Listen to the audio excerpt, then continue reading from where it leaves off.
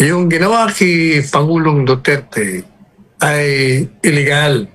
Doon mo makikita na isang gobyerno, kagaya ng Italy, validates yung palagi kong sinasabi na hindi totoo na walang magagawa ang gobyerno. Yun. Na hindi totoo yung mga sinasabi ng mga iba. Yun. Abogado, na walang jurisdiction ang hukuman. Ang sabi natin, laging may jurisdiction ang hukuman sa gobyerno pag naggawa ka ng mga mali at illegal. Pinapakita ng Italian government na gaya ng sinabi rin natin sa programa ito, paulit-ulit lang natin sinasabi, tayo ay may isang malayang bansa.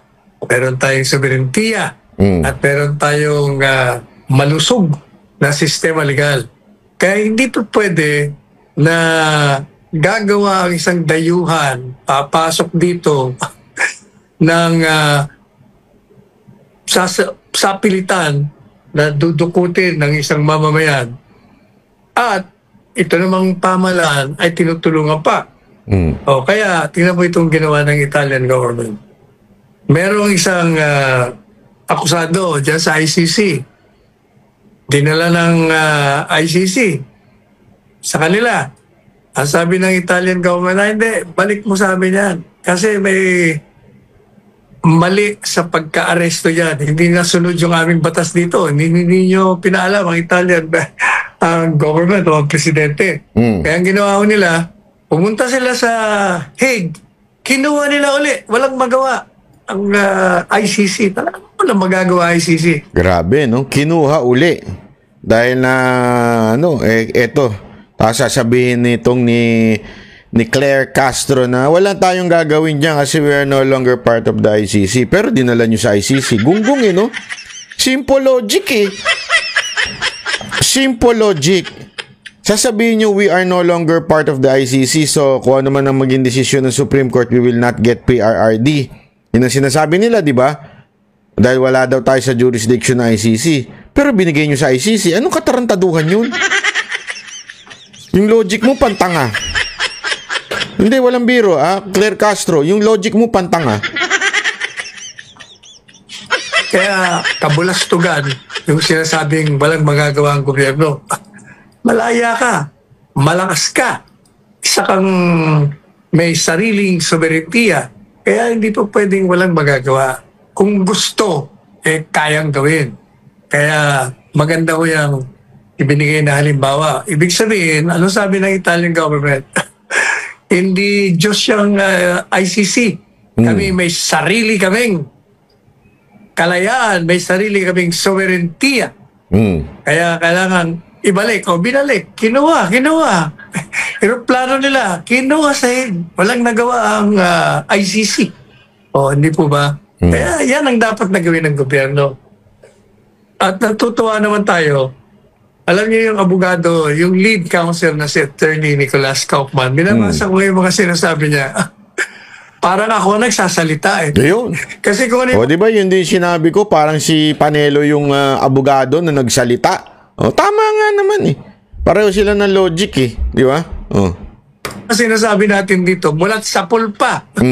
Mula pa hindi pa na-arrest si Presidente Duterte. Yun din ang linya niya. Nakakatuwa sapagkat parehong-pareho ang takbo ng utak namin. And for that matter, para pareho ang takbo dapat ng utak ng mga abogado kung hindi nakukulaya ng politika ang kanilang opinyon. Ayun yun. Ang problema sa mga abogado na iba, pag galit kay Duterte, iba na ang opinyon. Yan ang mahirap Kaya kung matino kang abogado, kung ano lang ang sinasabi ng saligang batas, susundin mo. Yun, parang ganyan si Claire Castro kasi hindi nga matinong abogado. Basta siya, masyado niyang feel yung anti-Duterte niya kasi yun ang gusto ng amo niya. Kaya tuloy nagmumukhang tanga na sa mga sinasabi. Kasi nga, kailangan niyang bumanat.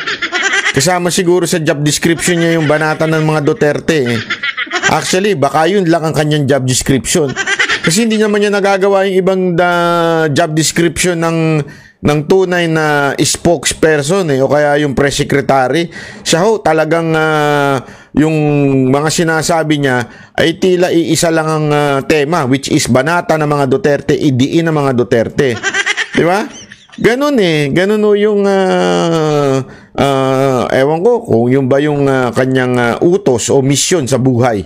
Ang iba kasi, kung ano-ano mga ipinapasok, kaya nagkakaloko-loko ang mga opinion nila. Oh, ano sabi ko noon? Noon sabi ko na, di ba, from the very start, walang jurisdiction. Yan, hindi yan sinasabi ni Kaufman. Walang jurisdiction. At ilalabas kaya bago pa mag-trial.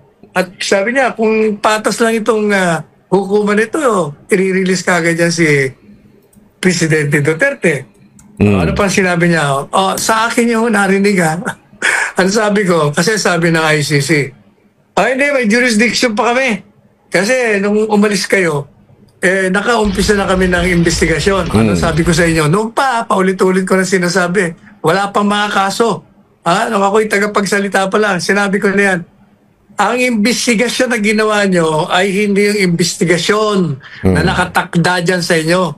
Sapagkat yung investigasyon nyo, ginawa nyo 1 year and 7 months after the effectivity. Ang ginawa niyang investigasyon, preliminary examination, kung meron kayong jurisdiction. Kung nasunod niyo yung principle of complementary rule.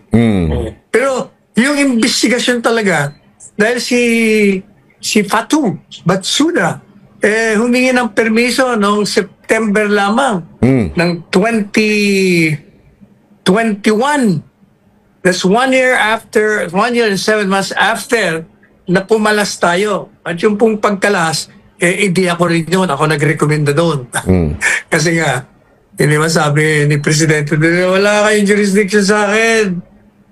Hindi naman nalatala sa official gazette sinasabi ng constitution natin hindi mo basta maaaring tanggalin ng buhay ang ari-arian at saka kalayaan ng isang tao pag hindi mo binibigyan ng tamang proseso ng batas. At hindi mo mabibigyan ng tamang proseso yan kung hindi alam ng akusado kung meron bang batas na siya inilabag. At hindi niya malalaman na may batas kung hindi mo ilalathala. Kaya sabi ni Presidente Duterte, hindi mo naman nilathala sa official gazette yung Rome Statute yung tratadong yan, hindi mo na ilathala. Hindi ba sabi ko rin sa inyo, sa akin yung rin unang narinig, under Commonwealth Act 638 Section 1, all legislative acts has to be published, those of public interest and of general application. Kaya nakakatuwa na, yan lang ang gawin mo. Okay ka na. Attorney Mr. Nicholas Kaufman, tuloy-tuloy mo na yan.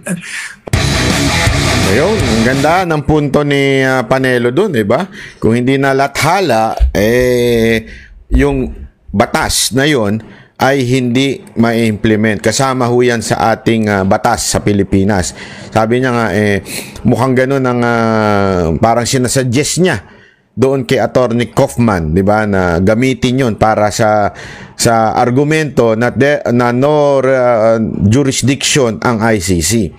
Pero gayunpaman, ang nakakalungkot dito yung yung bang ang ating gobyerno ay halatang-halata na binitbit lang si Pangulong Duterte doon because of their will. Pangalawang halatang-halata, ginawa yan dahil may nais silang mangyari. May nais silang mangyari sa 2025, which is matalo yung mga senador ni Pangulong Duterte. At para ma-impeach nila si VP Sara Duterte at para mamayagpag sila sa kapangyarihan sa 2028. Dire-diretso na. Yan naman ho lahat ang dahilan kung bakit pinaspas nila to. It doesn't matter to them. Honestly, it doesn't matter to them whether the Supreme Court nor o kaya itong ICC magsabi ng oo, wala kaming jurisdiction, illegal. So, we have to process the kung ano man. Wala sa kanila yun. Ang kanila, anyway, March na, April, May, botohan na, di ba? So, konting panahon na lang, na hindi na makapagkampanya si Pangulong Duterte, yun ang importante sa kanila. Diba? Kahit man lang mabawasan ng ilang araw o kaya buwan na hindi makapagkampanya si Pangulong Duterte, yun ang kanilang motibo. Diba?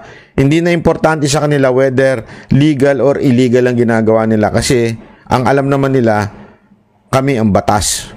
Yun ang kanilang yun ang kanilang tema sa buhay ngayon eh. Kami ang batas kaya kami masusunod. Ngayon, kahit sabihin ninyong illegal, kahit ilang expert pa magsabi na illegal yung ginawa namin, kami ang batas ngayon. Pansinin niyo, may inimbitan si Senator Amy. Oh, ang ganda nga nung sinabi nung constitutional expert na lawyer eh. Bakit? Hindi niya binoto si Duterte. Sabi niya, grace po nga siya eh. Hindi ho talaga, wala ho talaga sa sa vocabulary niya si Duterte, pero mali talaga yung ginawa. Ano sabi ng mga hindot? Wala kami pakialam. Wala kami pakialam kahit mali pa yung ginawa namin. Importante, tumagal sa dahig si Duterte para hindi makapagkampanya. Ganun ho ang dating talaga ng ginawa nilang yan. Diba? Nakakalungkot.